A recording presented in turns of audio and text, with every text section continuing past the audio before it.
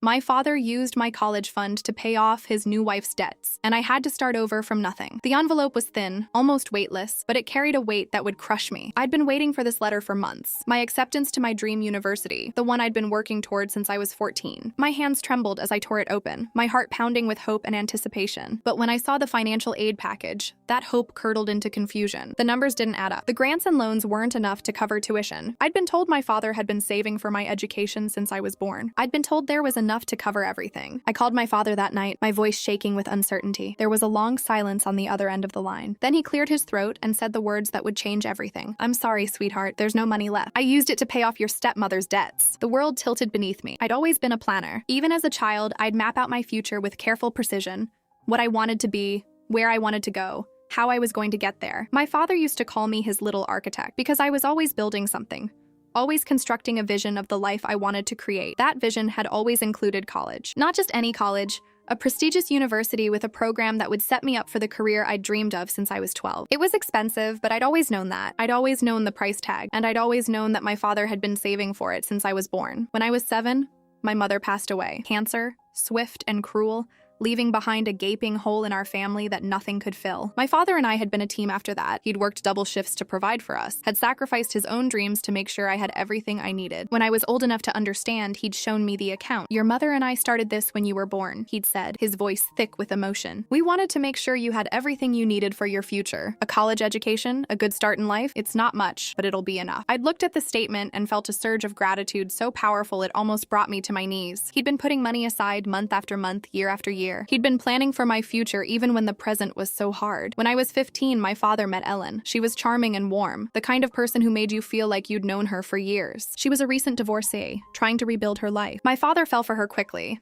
and within a year, they were married. I was happy for him. Truly. He'd been alone for so long, and I could see how she brought him back to life. She made him laugh, made him hopeful, made him believe in love again. I wanted him to be happy. I wanted him to have someone, but I didn't realize at the time that Ellen came with baggage. Not just emotional baggage, financial baggage. She had debts. Credit card debts, personal loans, a mortgage on a house she'd lost in the divorce. Thousands of dollars in debt that had been accumulating for years. I didn't know about the debts until much later. I didn't know that my father had taken on that debt as his own. I didn't know that he'd been emptying the college fund to pay it off, month after month, year after year. But there were signs. Small ones at first. When I asked about the college fund, my father would change the subject. When I mentioned my application deadlines, he'd get quiet and evasive. I chalked it up to stress, to the pressure of paying for a wedding, to the challenges of blending a new family. I didn't want to believe that he would let me down. My junior year of high school was a blur of AP classes, extracurriculars, and college applications. I worked harder than I'd ever worked, determined to earn scholarships and grants to supplement the college fund. I spent hours writing essays, polishing my resume, reaching out to teachers for recommendations. My guidance counselor was impressed. "You're a strong candidate," she told me. "I think you have a real shot at getting in." She was right. When the acceptance letter arrived, I was overjoyed. I danced around my room, clutching the envelope to my chest, calling my father to share the news. "Dad, I got in," I shouted into the phone. "I got into my dream school." "That's wonderful, sweetheart," he said, but something in his voice was off. It was too careful, too measured. It didn't have the joy I'd expected. "Dad, are you okay?" I asked. "You sound funny." "I'm fine," he said quickly. I'm just so proud of you. We'll talk more tonight, okay?" I hung up and tried to ignore the unease that had settled in my stomach. Maybe he was just tired. Maybe he was just processing. I pushed the worry aside and focused on my celebration. That night, I called my best friend, Nancy. We'd been planning our futures together since we were kids. "I got in," I told her, my voice full of excitement. "We're going to the same school." "That's amazing," she squealed. "I can't believe it. We're really doing this. We're really going." I felt a flicker of doubt. "I just need to figure out the finances. My dad said he's been saving, but I haven't seen the details yet." "Your dad's got this," Nancy said. "He's always had your back. You'll figure it out." I wanted to believe her. I wanted to believe that everything would be okay. The financial aid package arrived 3 weeks later. I opened it with trembling hands, my heart racing with excitement and anxiety. The numbers didn't make sense. The grants were less than I'd expected. The loans were more. The total didn't even come close to covering the tuition. I stared at the paper, my mind reeling. This couldn't be right. I'd been told there was enough. I'd been told that I wouldn't have to worry. My mother had been a teacher before she died. She'd had a small life insurance policy, enough to pay off the mortgage and leave a little extra. I remembered my father saying he'd use some of it for my college fund. I'd trusted him. I'd believed him. I called my father that night. It was the hardest call I've ever made. "Dad," I said, my voice shaking. "I got my financial aid package. It's not enough. There's a shortfall." "I don't understand." "You said there was money in the college fund?" There was a long silence on the other end of the line. I could hear my stepmother in the background, her voice muffled. Then my father cleared his throat. "Rebecca," he said, his voice strained. "I need to tell you something.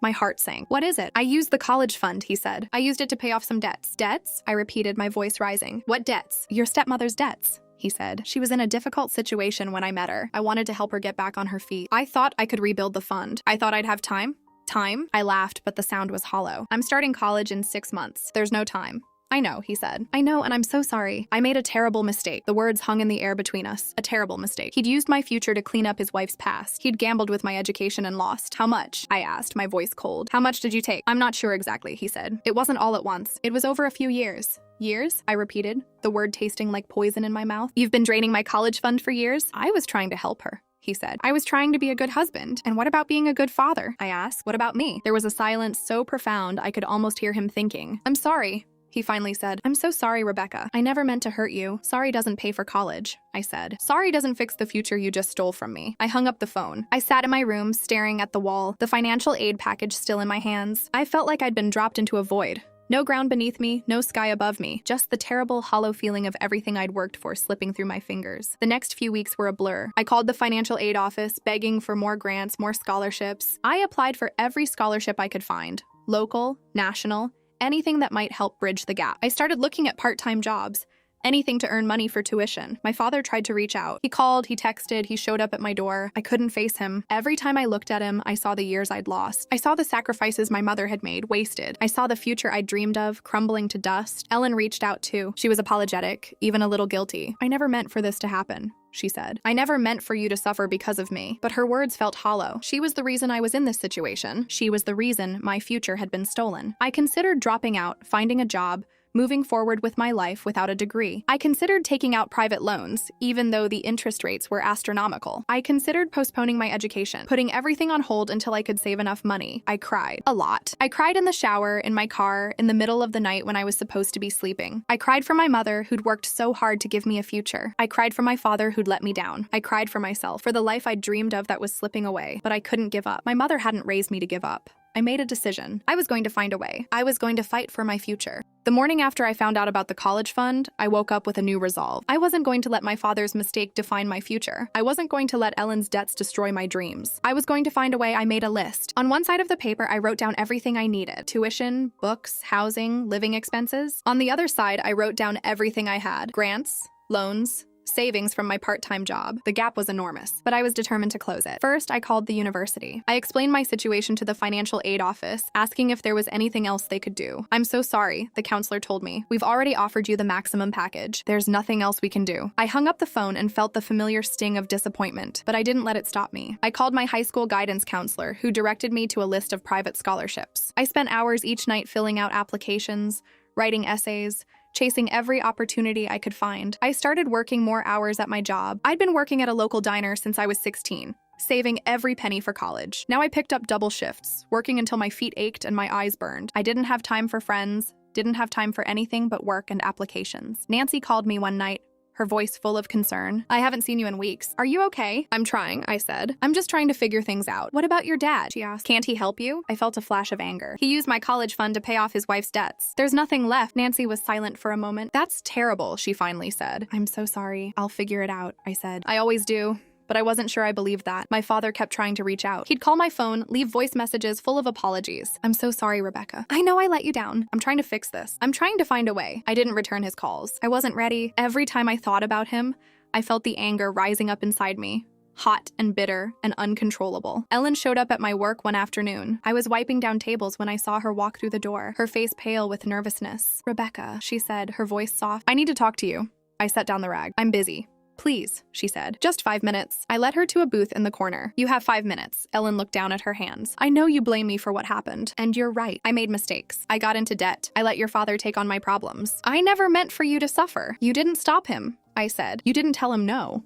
I was drowning, she said. I was so deep in debt that I couldn't see a way out. When your father offered to help, it felt like a lifeline. I didn't think about the consequences. I didn't think about you. That's the problem, I said. You didn't think about me. My father didn't think about me. You both just did whatever you wanted, and I'm the one who pays the price. Ellen's eyes filled with tears. I know, and I'm so sorry. I want to help. I want to make this right. I've been working on paying back the debts. I've been trying to find a way to replenish what was taken. How can you replenish what's already gone? I asked. The money is spent. The fund is empty. Nothing you do now can give me back the future I lost. Ellen looked down at her hands. I know, but I want to try. I want to do something. I want to help you any way I can.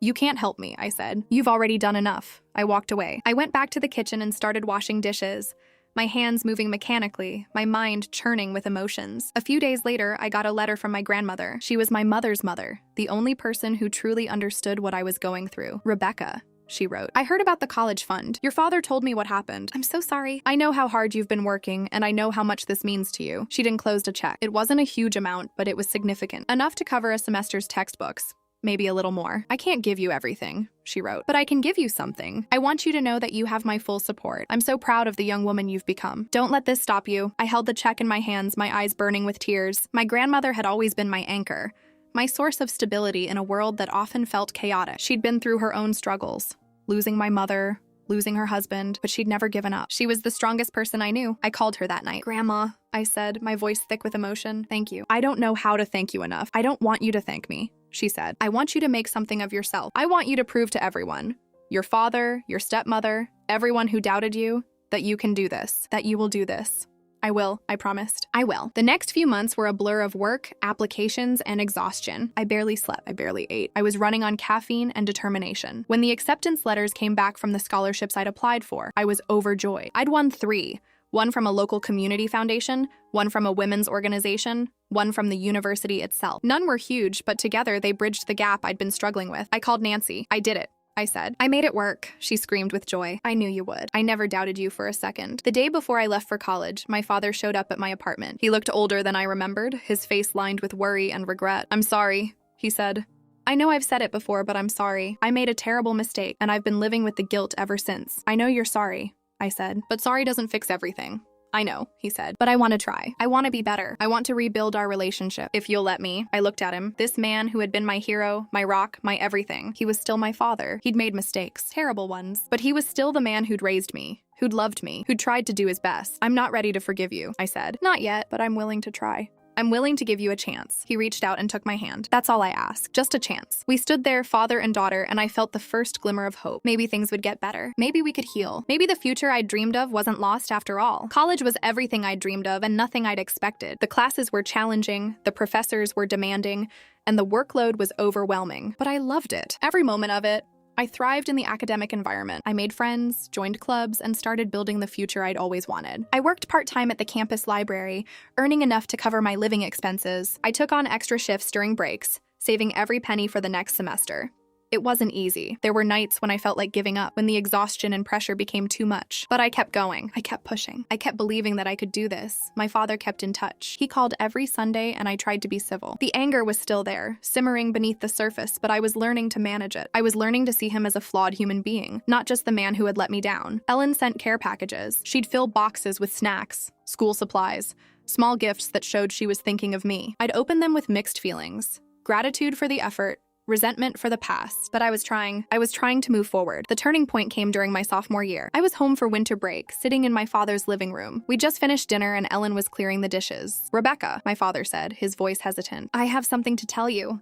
I tensed. What is it? I sold the house, he said, the big one. I sold it and moved into a smaller place. The house? I repeated. You sold the house? We couldn't afford it anymore, Ellen said, joining us at the table. We've been struggling with the debts. Your father has been working extra hours, but it hasn't been enough. I stared at them. You sold the house because of the debt? It was the right decision, my father said. We're in a better place now, more manageable. I felt the familiar anger rising up inside me. You sold the house we've lived in my whole life. The house where Mom and I stopped, unable to finish the sentence. I know, my father said. I know it's hard, but we had to make a choice. We had to do what was best for us. And what about what was best for me? I asked. You've been making choices for years. Choices that affected me. Choices that took away my future. And I never got a say. My father looked down at his hands. I know, he said, and I'm sorry, but I'm trying to make it right. I'm trying to rebuild what I broke. How? I asked. How can you rebuild what you broke? Ellen reached into her purse and pulled out an envelope. She slid it across the table to me. This is for you, she said. It's not everything. It's not what you lost, but it's a start. I opened the envelope. Inside was a check. It was for a significant amount, not enough to cover 4 years of college, but enough to make a difference. Where did you get this? I asked, my voice shaking. I've been working extra shifts, Ellen said, selling things I didn't need. I've been saving for months. I wanted to give you something. I wanted to show you that I'm sorry. I stared at the check, my eyes burning with tears. All the anger I'd been carrying for so long began to dissipate. Not entirely, not completely, but enough to see that they were trying. I don't know what to say, I said. You don't have to say anything, Ellen said. Just take it. Use it for your education. Do something amazing with it. The day of my graduation, my father and Ellen were in the audience. I watched them from the stage, my heart full of emotions. The journey had been hard. So many obstacles, so many setbacks, so many moments of doubt, but I'd made it. I walked across the stage, received my diploma, and felt a surge of pride so powerful it almost brought me to my knees. I'd done it. I'd beaten the odds. I'd built the future I'd dreamed of. After the ceremony, I found my father in the crowd. He was crying. "Rebecca,"